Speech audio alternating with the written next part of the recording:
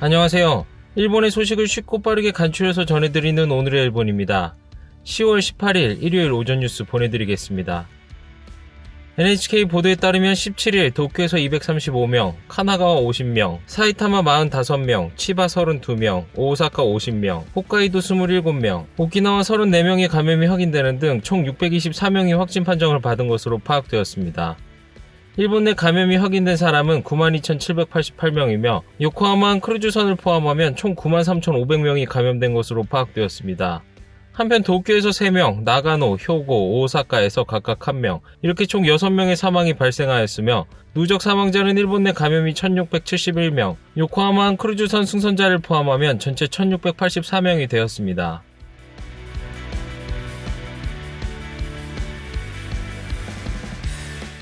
이날 도쿄에서는 235명의 신규 감염이 확인되었습니다. 10세 미만부터 90대까지 남녀 235명이 신규 확진 판정을 받은 것으로 파악되었으며 이 중 132명은 감염 경로가 파악되지 않거나 조사 중이고 103명은 기존 감염자의 밀접 접촉자로 확인되었습니다. 연령대로는 20대에서 30대가 총 108명으로 전체의 약 46%, 40대에서 50대는 총 66명으로 약 28%로 나타났습니다. 감염 경로로는 235명 중 가정 내 감염이 50명으로 가장 많았으며 시설 내 감염이 16명, 직장 내 감염이 11명, 회식에서의 감염이 9명, 유흥과 관련 감염이 4명 등으로 확인되었습니다. 한편 이날 60대와 90대 남성과 70대 여성 총 3명의 사망이 발생하였으며 현재 중증 환자는 2명 감소한 23명, 입원 환자는 5명 감소한 997명으로 파악되었습니다. 이로써 도쿄의 누적 확진자 수는 28,839명, 누적 사망자 수는 434명이 되었습니다. 한편 도쿄의 극단에서도 출연자 등 총 10명의 감염 사실이 확인되었습니다. 극단에 따르면 9일 미나토구 극장에서 공연 중인 뮤지컬 알라딘의 출연자 1명에게 발열 증세가 있어 PCR 검사를 실시한 결과 양성으로 나타났습니다. 그 뒤 보건소에 연락하여 밀접 접촉자로 인정된 출연자와 스텝 29명을 검사한 결과 현재까지 9명의 감염이 확인되었으며 증상은 가벼운 것으로 확인되었습니다. 이 극단은 10일부터 해당 공연을 중단하였으나 15일부터 모든 출연자를 교체하고 공연을 재개하였습니다. 다음 소식입니다. 스가 요시히데 총리가 야스쿠니 신사의 17일부터 이틀간의 일정으로 시작된 가을 제사에 맞춰 마사카키로 불리는 공물을 보냈습니다. 관계자에 따르면 스가 총리는 그동안 관방장관 시절에는 참배나 공물을 보낸 적은 없었으나 이번은 아베 총리가 공물을 보낸 것의 계승이라고 밝혔습니다. 스가 총리 외에도 오우시마 중의원 의장, 타무라 후생노동상, 이노우에 엑스포 담당상도 마사카키를 복납한 것으로 알려졌습니다. 이에 한국 외교부는 이날 스가 총리 야스쿠니 공물 복납에 대해 논평을 내고 일본의 과거 침략 전쟁을 미화하고 전쟁 범죄자를 합사한 야스쿠니 신사에 일본 정부 및 의회 지도자들이 또다시 공물을 복납한 데 대해 깊은 유감을 표한다고 밝혔습니다.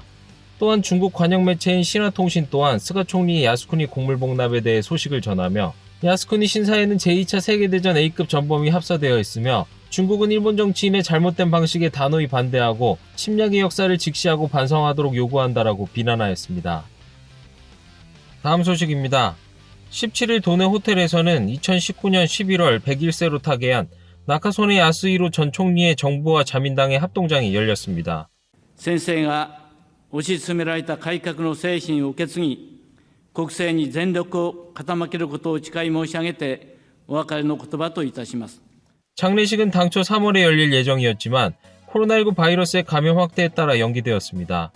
장례식에는 감염 방지 대책을 실시 후 후미히토 왕세제 부부를 비롯한 약 1,400명이 초대되었습니다. 장례식 경비에는 올해 예산이 예비비해서 약 9,600만엔, 약 10억 원이 넘는 세금의 지출로 논란이 되었습니다. 또한 교육의 정치적 중립성에 관한 법률 위법 논란이 되었던 문부과학성이 각 국립대 등의 조의 표명을 요구한 것에 대해 각 대학들의 대응은 나뉘었습니다. 나카소네 전 총리의 고향인 군마현청이나 모교인 타카사키 고등학교는 조기를 개항하였습니다. 또한 홋카이도 대학도 조기를 개항하였으며 나카소네 전 총리의 모교인 도쿄대학도 조의를 나타내는 조기를 개항할 예정이었으나 비 때문에 보류하였습니다. 한편 후추시에 위치한 도쿄 외국어 대학은 토요일이 휴일인 관계로 특별한 대응은 하지 않았습니다. 다음 소식입니다. 스가 총리가 18일 취임 후 첫 외국 방문으로 베트남과 인도네시아를 방문합니다. 스가 총리는 두 정상과의 회담에서 자유롭고 열린 인도태평양 구상의 실현을 위한 협력과 남중국해 문제, 북한 정세 등에 대한 의견을 나눌 전망입니다. 또한 일본 정부는 방위장비 기술 이전 협정의 체결을 준비 중에 있으며 이번 방문을 통해 협정에 서명할 예정입니다. 이에 따라 일본에서 생산한 방위장비를 베트남에 수출할 수 있는 법적인 틀이 마련됩니다. 19일은 오전 하노이에서 베트남의 응우엔 수원푹 총리와 회담을 예정하고 있습니다. 베트남은 올해 아세안의 의장국을 맡았으며 11월 아세안 관련 정상회의를 위한 연계를 논의합니다. 스가 총리는 베트남 방문 중 아세안에 관한 정책 연설도 실시할 예정입니다. 또한 20일 오후에는 자카르타에서 인도네시아 조코 대통령과의 회담을 가질 예정으로 코로나19 바이러스 대책을 포함한 폭넓은 분야에서 의견을 교환할 것으로 보입니다. 이번 스가 총리의 외국 방문은 3박 4일 일정으로 21일 귀국 예정이며 마리코 부인도 동행할 예정입니다. 다음 소식입니다. 스가 총리는 취임 후 첫 외국 방문 전날인 17일 밤 아소 부총리 겸 재무상과 회담하였습니다. 스가 총리는 17일 밤 도쿄 도내의 호텔에서 아소 부총리 겸 재무상과 식사를 하며 약 2시간 반 동안 회담하였습니다. 회담에서는 스가 총리가 취임 후 첫 외국 방문으로 18일부터 베트남과 인도네시아를 방문하는 것과 10월 26일 소집될 전망인 임시국회 대응 등 향후의 정권 운영 등을 놓고 의견을 나눈 것으로 보여집니다. 스가 총리가 지난달 취임 후 아소 부총리와 식사를 함께하는 것은 처음으로 아베 정권을 계승하는 입장에서 내각의 핵심인 아소 부총리와 긴밀히 연계하는 자세를 보임으로써 안정된 정권 운영을 깨야겠다는 목적도 있는 것으로 보입니다. 다음 소식입니다. 후쿠시마 제1원자력발전 1호기 원자로 건물 2층에 있는 시설에 사고 후 처음으로 사람이 들어가 매우 높은 방사선량 가운데 조사를 실시하였습니다.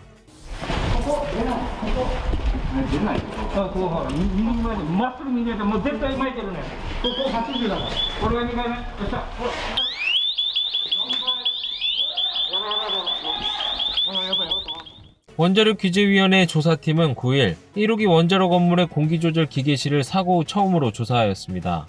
사고 당시 매번 50W 이상이었던 공간 설량은 현재도 80ml에서 100mSv로 여전히 높아 정밀조사는 이루어지지 못했습니다. 일반 사람이 1년간 쐬어도 지장 없다는 피폭량은 1mSv입니다. 규제위원회는 경남 용기의 압력을 낮춘 벤트 작업의 성과가 어땠는지 등 계속 조사할 방침입니다. 다음 소식입니다. 토카이 대학 경식 야구부의 복수의 부원이 대마로 보이는 약물을 사용한 것이 알려지며 대학 측은 야구부의 무기한 활동 중단을 발표하였습니다. 今般は誠に申し訳ありませんでした. 토카이 대학은 17일 오후 브리핑을 열고 경식 야구부에서 복수의 부원이 기숙사에서 대마로 보이는 약물을 사용한 것으로 확인되었다고 밝혔습니다. 이달 9일 대학 측에 이에 대한 신고가 들어와 조사한 결과 일부 부원이 인정하였습니다. 경찰은 16일 기숙사를 압수수색하고 부원들의 조사 중에 있습니다. 토카이 대학은 수도대학 리그에서 73회 우승한 명문으로 요미우리 자이언츠의 하라 타츠노리 감독과 스가노 노리유키 투수 등 수많은 프로야구 선수를 배출하고 있습니다. 다음 소식입니다. 경제산업성은 코로나19 바이러스에 대응한 수요 환기책 고투 캠페인 중 상점과 지원의 제1탄으로서 34개 사업을 채택했다고 밝혔습니다. 이에 50개 단체가 참여하여 19일부터 순차적으로 행사 개최 등이 각지에서 시작됩니다. 정부는 한 단체당 300만엔을 상한으로 보조하여 지역경제 활성화로 연결하려는 목적입니다. 고투 상점과 사업에서는 행사 외에도 상품 개발이나 PR 활동 등도 지원하게 됩니다. 여러 단체가 제휴하는 경우는 단체별 보조와는 별도로 최대 500만엔을 추가 지원하게 됩니다. 총액은 1,400만엔 이내이며 실시에 있어서는 감염증 대책 철저를 요구하게 됩니다. 다음 소식입니다. 금융청은 캐시리스 결제로 은행 계좌에서 돈이 불법 인출되는 사건이 잇따르고 있는 것에 대해 은행의 엄격한 본인 확인을 의무화할 방침을 굳혔습니다. 이에 연내 은행감독 지침을 재검토할 방침입니다. 불법 인출은 은행 측의 본인 확인의 허술함이 피해 확대의 원인이 된 것으로 확인되어 금융청은 은행이 안전대책을 철저하게 함으로써 재발 방지로 연결하려는 목적이 보입니다. 구체적으로는 은행과 결제 서비스 사업자 간의 계좌 이체의 절차에서 은행 측의 일시적인 비밀번호나 지문 인증 등 복수의 수단으로 본인 확인을 하도록 의무화할 방침입니다. 다음 소식입니다. 코로나19 바이러스 감염 확대를 계기로 새로 시작한 것을 설문조사한 결과 필요 없는 물건 처분이라고 답한 사람이 가장 많았습니다. 일본생명의 설문조사에서 코로나19를 계기로 새로 시작한 것 또는 양과 빈도가 늘어난 것이 있다라고 대답한 사람은 52.5%였습니다. 그중 가장 많았던 것은 필요 없는 물건 처분이 31%, 다음은 온라인 쇼핑이었습니다. 필요 없는 물건 처분은 연령이 높을수록 많았고 온라인 쇼핑은 연령이 낮을수록 많은 경향이었습니다. 또한 응답 중 저축이 6.7% 있었으며 이유는 쓸 곳이 없다가 가장 많았습니다. 오늘의 일본 소식은 여기까지입니다. 오늘도 즐거운 하루 되시길 바라겠고요. 저는 또 새로운 소식으로 찾아뵙도록 하겠습니다.